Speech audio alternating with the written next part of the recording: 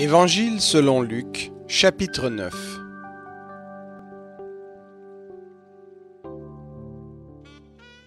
Il appela les 12 et leur donna la puissance et l'autorité sur tous les démons, ainsi que le pouvoir de guérir les maladies. Il les envoya prêcher le royaume de Dieu et guérir les malades.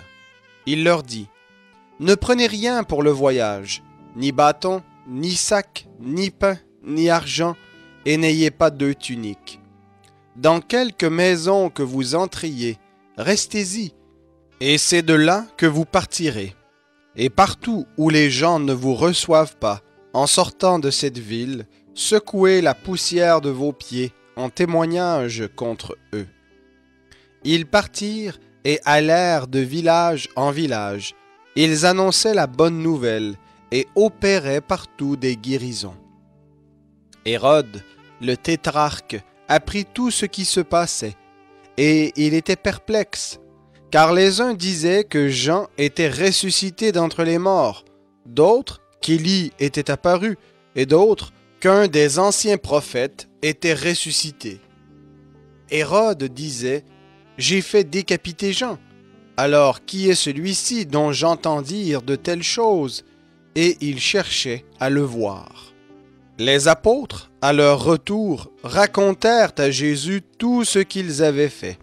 Il les prit avec lui et se retira à l'écart, du côté d'une ville appelée Bethsaïda.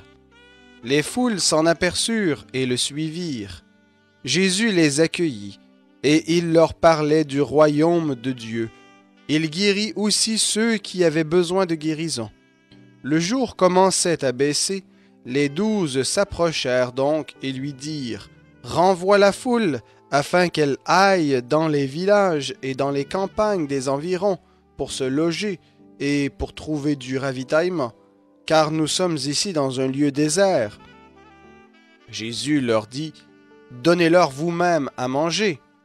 Mais ils répondirent: Nous n'avons que 5 pains et 2 poissons, à moins que nous n'allions nous-mêmes acheter des vivres pour tout ce peuple. Or, il y avait environ 5000 hommes. Jésus dit à ses disciples: Faites-les asseoir par rangées d'une 50aine. Ils firent ainsi. Ils les firent tous asseoir. Jésus prit les 5 pains et les 2 poissons, leva les yeux vers le ciel et les bénit. Puis il les rompit et les donna aux disciples pour les distribuer à la foule. Tous mangèrent et furent rassasiés, et l'on emporta 12 paniers pleins des morceaux qui restaient. Un jour que Jésus priait à l'écart, et que ses disciples étaient avec lui, il leur posa cette question: Les foules, qui disent-elles que je suis? Ils répondirent: Jean-Baptiste, d'autres Élie, d'autres un des anciens prophètes ressuscités. Mais vous, leur dit-il, qui dites-vous que je suis? Pierre répondit: Le Christ de Dieu.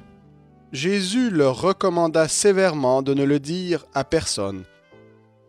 Il ajouta qu'il fallait que le Fils de l'homme souffre beaucoup, qu'il soit rejeté par les anciens, par les principaux sacrificateurs et par les scribes, qu'il soit mis à mort et qu'il ressuscite le 3e jour. Puis il dit à tous: Si quelqu'un veut venir après moi, qu'il renonce à lui-même, qu'il se charge chaque jour de sa croix, et qu'il me suive. Quiconque en effet voudra sauver sa vie, la perdra. Mais quiconque perdra sa vie à cause de moi, la sauvera. Et que sert-il à un homme de gagner le monde entier, s'il se perd ou se ruine lui-même? En effet, quiconque aura honte de moi et de mes paroles, le Fils de l'homme aura honte de lui, quand il viendra dans sa gloire et dans celle du Père et des saints anges. Je vous le dis en vérité, quelques-uns de ceux qui se tiennent ici ne goûteront point la mort avant d'avoir vu le royaume de Dieu. 8 jours environ s'écoulèrent après qu'il eut dit ces paroles. Puis Jésus prit avec lui Pierre, Jean et Jacques, et il monta sur la montagne pour prier. Pendant qu'il priait, l'aspect de son visage changea, et son vêtement devint d'une éclatante blancheur. Et voici que deux hommes s'entretenaient avec lui. C'étaient Moïse et Élie, qui, apparaissant dans la gloire, parlaient de son départ, qui allait s'accomplir à Jérusalem. Pierre et ses compagnons étaient accablés de sommeil, mais ils se tinrent éveillés et virent la gloire de Jésus et les deux hommes qui étaient avec lui. Au moment même où ces hommes se séparaient de Jésus, Pierre lui dit, « Maître, il est bon que nous soyons ici. Dressons 3 tentes, une pour toi, une pour Moïse et une pour Élie. » Il ne savait ce qu'il disait. Comme il parlait ainsi, une nuée vint les envelopper, et les disciples furent saisis de crainte tandis qu'ils entraient dans la nuée. Et de la nuée sortit une voix qui dit, « Celui-ci est mon fils élu, écoutez-le. » Quand la voix se fit entendre, Jésus se trouva seul. Les disciples gardèrent le silence et ne racontèrent à personne en ces jours-là rien de ce qu'ils avaient vu. Le lendemain, lorsqu'ils furent descendus de la montagne, une grande foule vint à la rencontre de Jésus. Et voici que du milieu de la foule, un homme s'écria, « Maître, je t'en prie, porte les regards sur mon fils, car c'est mon fils unique. Un esprit le saisit, et aussitôt il pousse des cris, et l'esprit le fait entrer en convulsion, le fait écumer, et le quitte, à grand-peine après l'avoir tout meurtri. J'ai prié tes disciples de le chasser, et ils ne l'ont pas pu. » Jésus répondit, « Race incrédule et perverse, jusques à quand serai-je avec vous et vous supporterai-je? Amène-moi ici ton fils. » Comme il approchait, le démon le jeta par terre et le fit entrer en convulsion. Mais Jésus menaça l'esprit impur, guérit l'enfant et le rendit à son père. Et tous furent frappés de la grandeur de Dieu.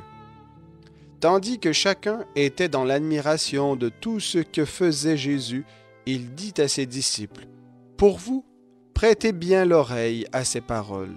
Le Fils de l'homme va être livré entre les mains des hommes. » Mais les disciples ne comprenaient pas cette déclaration. Elle était voilée pour eux, afin qu'ils n'en saisissent pas le sens, et ils craignaient de le questionner à ce sujet. Or, une discussion survint entre eux, pour savoir qui parmi eux était le plus grand. Jésus, qui connaissait la pensée de leur cœur, prit un petit enfant, le plaça près de lui, et leur dit, « Quiconque reçoit en mon nom ce petit enfant me reçoit moi-même, et quiconque me reçoit, reçoit celui qui m'a envoyé.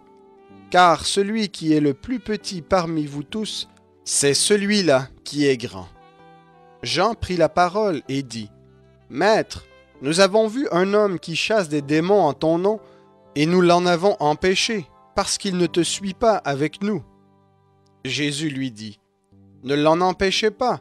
En effet, celui qui n'est pas contre vous est pour vous. » Lorsqu'approchèrent les jours où il devait être enlevé du monde, il prit la ferme résolution de se rendre à Jérusalem, et envoya devant lui des messagers. Ils se mirent en route et entrèrent dans un village de Samaritains afin de faire des préparatifs pour lui. Mais on ne les reçut pas, parce qu'ils se dirigeaient vers Jérusalem. À cette vue, les disciples Jacques et Jean dirent, « Seigneur, veux-tu que nous disions au feu de descendre du ciel et de les consumer? » Il se tourna vers eux et les reprit sévèrement, en disant, « Vous ne savez de quel esprit vous êtes animés, car le Fils de l'homme est venu non pour perdre les âmes des hommes, mais pour les sauver. » Et ils allèrent dans un autre village. Pendant qu'ils étaient en chemin, quelqu'un lui dit, « Je te suivrai partout où tu iras. » Jésus lui répondit, « Les renards ont des tanières et les oiseaux du ciel ont des nids, mais le Fils de l'homme n'a pas où reposer sa tête. » Il dit à un autre, « Suis-moi. » Et il répondit, « Permets-moi d'aller d'abord ensevelir mon Père. » Mais Jésus leur dit, « laisse les morts ensevelir leurs morts, et toi, va annoncer le royaume de Dieu. » Un autre dit, « Je te suivrai, Seigneur, mais permets-moi d'aller d'abord prendre congé de ceux de ma maison. » Jésus lui répondit, « Quiconque met la main à la charrue et regarde en arrière n'est pas bon pour le royaume de Dieu. »